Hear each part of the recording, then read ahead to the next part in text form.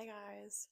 Welcome to episode 2 of Your Big Skin Sis with Alex Shea. I have to be quiet today because I'm actually at work, if you can't tell. But on today's episode, we're talking about what I wish I knew before becoming an esthetician. Because I'm not saying it would have deterred me from the career, but I would have done things maybe a little bit differently. For instance, we've already talked about school and how you need to take a test for licensing. And like I mentioned, sorry, there's gonna be a glare in my glasses. School and licensing is huge. Like I said in the previous episode, I live in Pennsylvania. I'm only 10-15 minutes from the New Jersey border, but I'm also like an hour and a half from New York City and an hour and a half from Philly. So like I am kind of centralized, and a little bit of my history. I'm actually from Jersey, North Jersey. So I've always wanted to work in New York City. So if I would have known how the licensing and the schooling went, I actually would have just commuted to school every day because I realized after I went to school and graduated and got my license, I'm like, okay, next step is New York. That's not how that works. Unfortunately, New York and New Jersey are probably one of the stricter states that, number one, require more hours of schooling, and number two, they don't necessarily have reciprocity. And what I mean by that is because I now have my Pennsylvania license, there are some states that because I have my license already will be like, yeah, welcome, just pay to get a new one. New York and New Jersey are not like that, unfortunately. Um, Now that I've been in the industry 10 years, it's a little bit easier for me to do that. So I probably can now, um, like apply for my license. I probably have to, again, have to pay. Welcome, welcome, everything. You have to pay for everything. Um, at this point, I could probably just pay for the licensing. And I think actually I did look into this within the last couple years, and I do think that I wouldn't need any more schooling or anything because I have the hours now, but I do, I would need to even go to like my regular doctor to go get like a physical before, which fine, whatever. Just to make sure that I was physically fit to be in the industry. And then I think New York also does require, I think, a couple extra classes.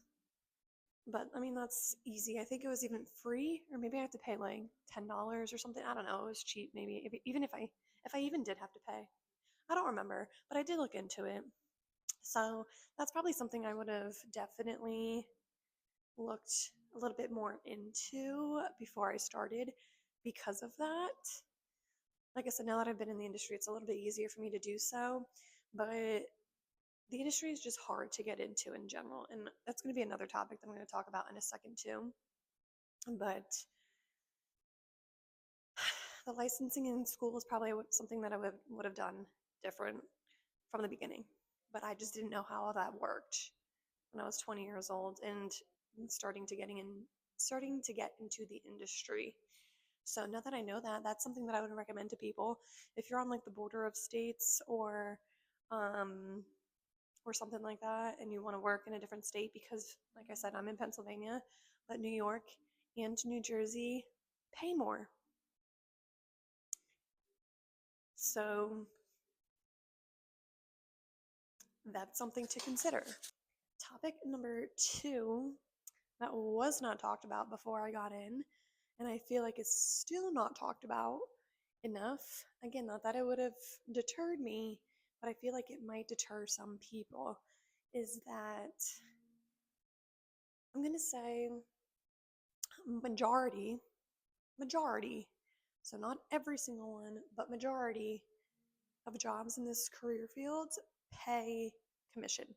And what I mean by that, the job that I'm at right now, So where I'm currently sitting, we get paid full commission. And what I mean by that is like I have a break right now. I think I had a 45-minute break, and this is my time. I'm not getting paid right now. So that's why I'm making this video. Not that they really would have cared if I was doing it on company time, if I'm being honest, but if I'm not touching somebody, I'm not getting paid, which means that if I don't have somebody in the beginning of my shift, I don't have to come in. If I don't have anybody at the end of my shift, I can leave early. So the pay is very different. Like I said, it's not everywhere. I'll talk about the 3 ways that I've been paid at different places. So my first job was at Massage Envy, and again, I don't know if they still do it this way or not, but when I first started, it was commission or hourly, depending on which one was higher. So let's say I worked 2 weeks, and at the end of those 2 weeks, I had enough people where commission would have been higher, if that makes sense. So I would have gotten paid commission. Um, Another scenario is, let's say I worked the 2 weeks and only had like 2 clients per day, but there I had to stay for my entire shift. Sometimes I was able to leave early, but it wasn't like definite all the time. So at the end of those 2 weeks, and I only had like a client or two a day, but I technically had to stay there, my client to no client ratio would have been a lot lower. So I would have gotten paid hourly. I hope that makes sense. Like I said, I don't know if Massage Envy still does it that way or not, but that's how it was at my first job. And yes, we did get tips. I'm pretty sure they were able to collect on card tips and cash tips, I believe. I believe it was both, but I don't remember. My second job at the salon, I was paid strictly hourly and tips. I made no commission on any of the services, no commission on any of the sales. Got paid hourly, and I got tips. Pretty much plain and simple. And then the job, like I said, I'm at now pays strictly commission. So I don't get paid unless I'm touching somebody. And that is usually the industry norm. That is pretty much the most normal you can pretty much get in this career field, is completely commission. And I don't even mean like just estheticians. I mean cosmetologists, nail techs, I think even tattoo artists too. They all make something very, very similar to this, essentially. Um, so that's just something to keep in mind when you're thinking about doing it. That means my paycheck is completely different every time. So if you're somebody who already struggles to budget, it could be very hard. It could be very hard. I mean, I've made some of my highest paychecks ever here. And I'm not going to say I've made my lowest paychecks ever here, because I definitely have not. But it is something to consider, because sometimes, especially if you live on your own and have like a significant amount of bills, like we all pretty much do, it does make it very hard to budget correctly when you don't technically know what you're going to be making, at least until payroll, if that makes sense. So definitely something to look into. Another thing is that with commission type jobs is that a lot of times you don't get benefits. And what I mean by that is medical, dental, vision, and PTO. It's actually very common not to have any of that in this field, which either means I have to make up days. So I have to, if I want to go on vacation, I can. I usually just have to make up days. So that means I could be working 7 days or even more in a week to make up for the days I'm going to be missing while I'm on vacation. So take that as you will. That's also something hugely not talked about in this field, but also very, very, very common. And that kind of goes across the board. Doesn't even really matter if you're working for somebody, like an employee of a company, or you're working for yourself. you're probably going to have to pay yourself some sort of commission. Um, and that's, again, something that's not really talked about, but it would have been nice to know before starting because I would have, again, probably just done things very differently. So, piggybacking off of being paid commission, like I said, you're only being paid if you have people. And nobody actually talks about how difficult it is to build clientele, consistent clientele. So now I've been here like 3.5 years. So by now I pretty much have like a consistent like book, a consistent schedule and consistent clients. Yes, we still see new clients all the time, but for the most part, it is pretty consistent, which is good. But in the beginning, there would be days where I wouldn't have anybody, which means I'm not getting paid. Um, Again, very common in this industry. You know, you're probably not going to have a full schedule right off the bat. If you work for a very well known, high profile company that has the people to bring in, it might be a little bit better. But at the end of the day, you are never guaranteed clients. Never. Doesn't even matter if they have clients for you. And this is most likely a hard pill to swallow for a lot of people. Just because they have people, it's not guaranteed. So you can have people come in. Sometimes they're just not going to like you. And you know what? That's just a life lesson. Not everybody's going to like you. And that is okay. It sucks because this is how we get paid. But at the end of the day, it is what it is. I'm not going to vibe with everybody. Everybody's not going to vibe with me. That is fine. I will say there have been some times where, you know, that does happen where a client comes in and I personally use a decent amount of pressure. Not everybody likes that. Some people like feather hands. That's okay. But everybody's not just going to be for you. And that's okay. Especially in the beginning. Unfortunately, you're going to probably mess up a lot. You're probably going to wax a little bit more off of an eyebrow than you should have. You might use the wrong product on somebody's skin. Again, that's okay, especially when you're first learning. You make a lot of mistakes. And unfortunately, depending on the person, it might deter them from coming back. Again, it's part of the business and it's a hard pill to swallow, but it's true. I would also suggest, especially in like today's day and age, is to utilize social media because, you know, when you go get your hair done, you're probably going to go find that hairstylist's Instagram to go creep a little bit. Same thing with aesthetics. You're probably going to find an Instagram where they've been posting brows. So you can see their work before you go in. And apparently that's just industry norm now. Well, welcome to 2025. That's just how it is.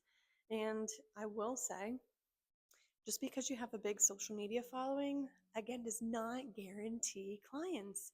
Also, if you're looking to go somewhere to get your eyebrows waxed, for let's say, and this person has a lot of followers and their videos bring in a lot of views and likes, doesn't necessarily mean they're going to be good.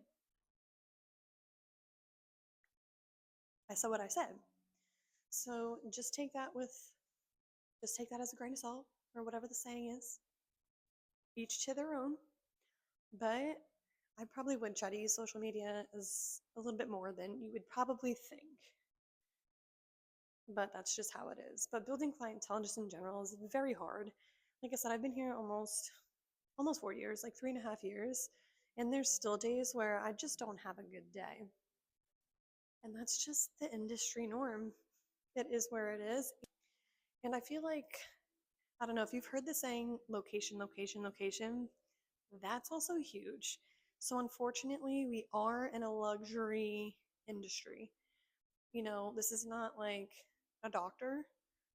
Not everybody is going to be here. So in our area, it's kind of like a little, dare I say, what the kids say, mid. We're not in like a really, really poor area, if that makes sense, but we're not in like a really high class area either. So that also means not everybody's literally going to have the money to come in. And again, I feel like, again, that's why you should really do your research, because then again, that also means we can only charge so much for the area. Where I am, you're not going to see a $300 facial. You're not. I know I always followed JD Wady 180 on YouTube and Instagram, and she is a holistic medical esthetician in California.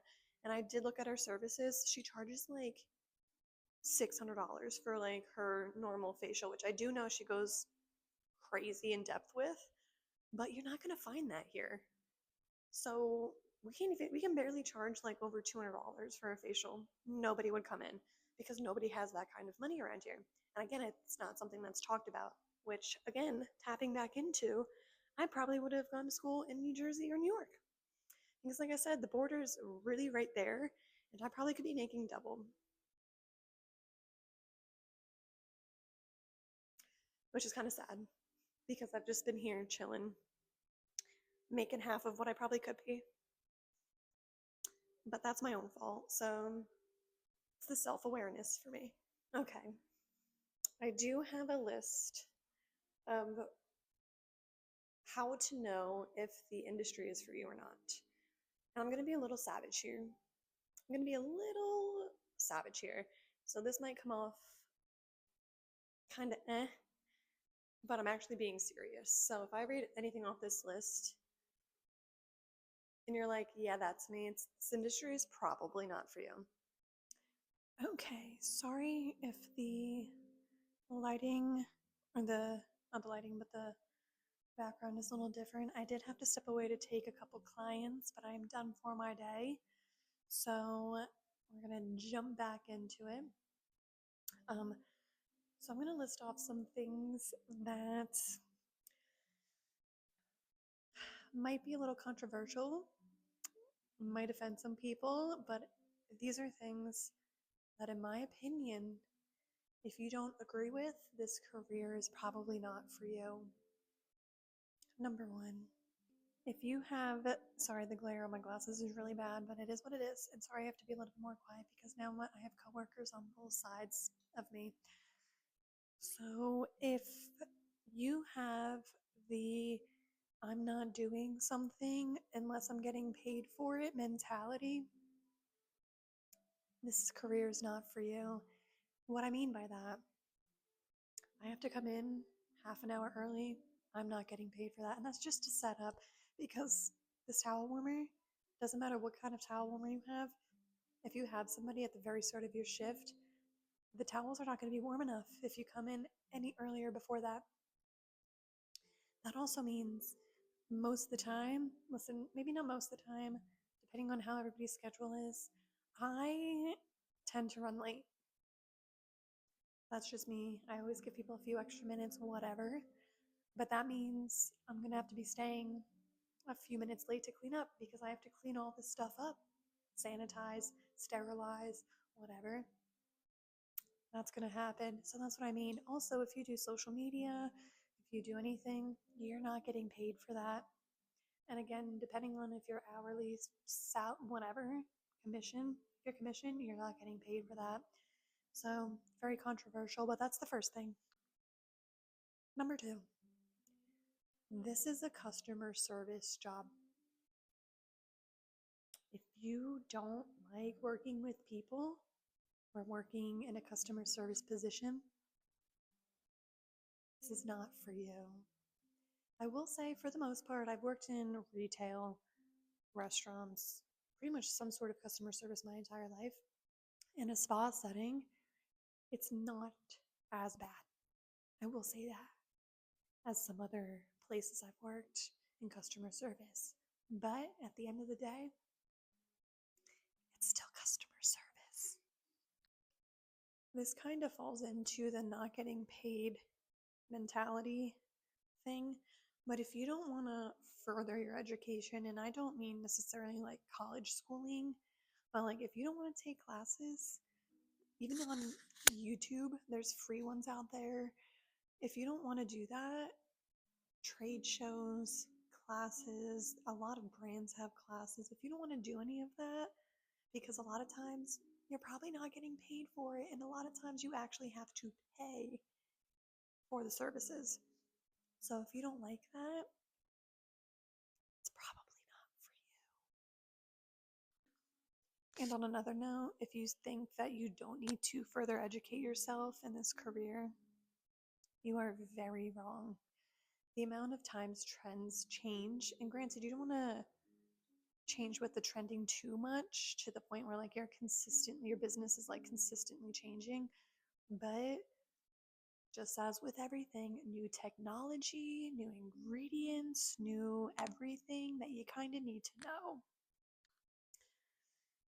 Number four, I think this might be number four. Another thing that does not get talked about, definitely if you make commission, I'm going to say 95% of jobs in this career field, as in pink collar jobs, as in estheticians, hairstylists, probably nail techs, probably even tattoo artists too, we don't get benefits. And benefits, I mean medical, dental, vision, PTO, sick time, maternity leave. We don't get it. You might find some jobs here and there that do offer those types of things, but for the majority of it, it's not something that we get. Obviously, you can get it through the marketplace or get it somewhere else if you're married, whatever. But that's actually pretty standard. We don't get benefits. And my last thing, again, we're in customer service and appointment based, mostly. I'll say mostly appointment based. That means we're going to get no call, no shows, which we're probably not going to get paid for. I mean, the company that I'm at now, technically our policies is that you will get charged if you no call, no show, or if you cancel like last minute. Everybody's policy is different. But if that happens, and even though you do have that policy in place, still does not guarantee you're going to get paid. It sucks, but it's true, and that's just part of the industry. Welcome to it. So very controversial stuff going on. Like I said, I was not going to hold back because number one, I feel like this is not talked about enough. And I feel like if this was talked about beforehand, I'm not going to say I would have not done this career, but I feel like a lot of people would have double checked and reconsidered something else because this industry is not for the weak. It is not for the weak, and it is very cutthroat, especially now in 2025. We got lots of businesses here. There's a lot of fighting going on. But again, that's just my opinion. But that's usually what I find if people don't make it in this career. These are usually the issues that people have. So again, kind of controversial, and I was a little bit of a savage for some of those, but sometimes people just need to hear the truth, and that's the truth, and a lot of people don't know that. So take it as you will. I'm not here to actually deter anybody from joining the field. If all of those don't seem to bother you, welcome. Please reach out. I'd love to help people in this career, talk about business, building clientele, whatever. You know, I'm not perfect. I'm still learning every day what works, what doesn't work, and all that kind of stuff. But this is what I've kind of learned over the last few years. And like I said, none of this was talked about before. So just a heads up. So that kind of concludes my what I wish I would have known before I became an esthetician series, episode, whatever. So yeah, my name is Alex Shea, and welcome to your Big Skin Sis.